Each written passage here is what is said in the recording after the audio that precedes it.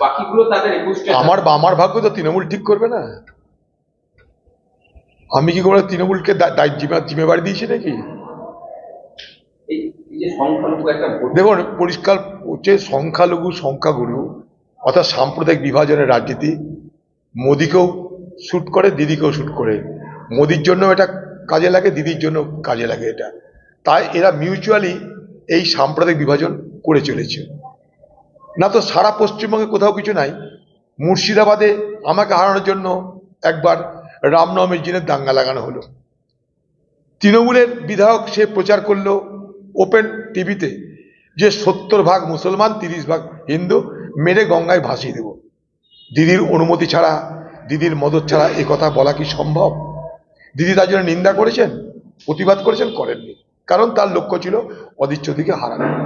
এই তৃণমূলের নেতারা হিন্দু এলাকায় গিয়ে এই ভিডিওর হয়ে বেশি বেশি প্রচার করেছেন। এই তৃণমূলের নেতারা বিজেপির কর্মী সেজে হিন্দুদের কাছে ফেসবুক পাঠিয়েছেন যে মুসলমানদেরকে ঐক্যবদ্ধ করবার, যে মুসলমানদের যে ধমকি তার বিরুদ্ধে হিন্দুদেরকে ঐক্যবদ্ধ হতে হবে, নাহলে হিন্দুরা বাঁচবে না। লক্ষ্য কি অদিচ্ছদিকে হারানো। অদিচ্ছদি হেরে গেছে, সাম্প্রদায়িক বিভাজনের শিকার হয়েছি। আমি আগেও বলছি, আজও বলছি। আবার সেই প্রক্রিয়া শুরু হয়েছে নির্বাচনকে সামনে রেখে। দেখুন মসজিদ একটা কেন, 1000টা মসজিদ বানানো হোক, কোনো আপত্তি নাই, কিন্তু হঠাৎ করে বাবরি মসজিদ নাম দিতে হবে কেন? আবার একটা বাবরি মসজিদ নামক মসজিদকে ভেঙে রাম মন্দির গঠন তৈরি হয়েছে, সেটা কিন্তু কোর্টের নির্দেশে। সারা মুর্শিদাবাদের বাবরি মসজিদ নির্মাণের স্লোগানের পাশাপাশি রাম মন্দির নির্মাণের স্লোগান আসছে কেন? এক কোটি মন্দির নির্মাণ করুন আপনারা, হঠাৎ করে রাম মন্দির নির্মাণের প্রশ্ন আসছে কেন? তার কারণ একটাই, রাম আর রহিমের মধ্যে বিভাজন করো, হিন্দু মুসলমানের মধ্যে ভোটের বিভাজন করো। এটাই মোদিকেও সুবিধা, এতে দিদিরও সুবিধা।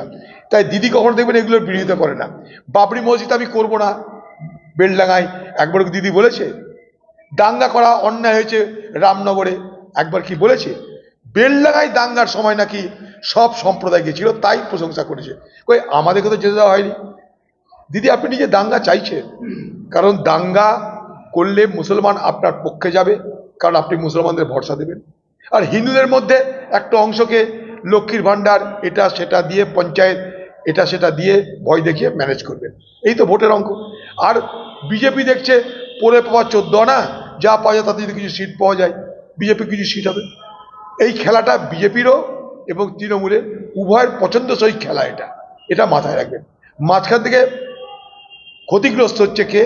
এই বাংলার স্বাধীন চিন্তা, এই বাংলার ধর্মনিরপেক্ষ চিন্তা, এই বাংলার উদার চিন্তা, তারা সব থেকে বেশি ক্ষতিগ্রস্ত হচ্ছে।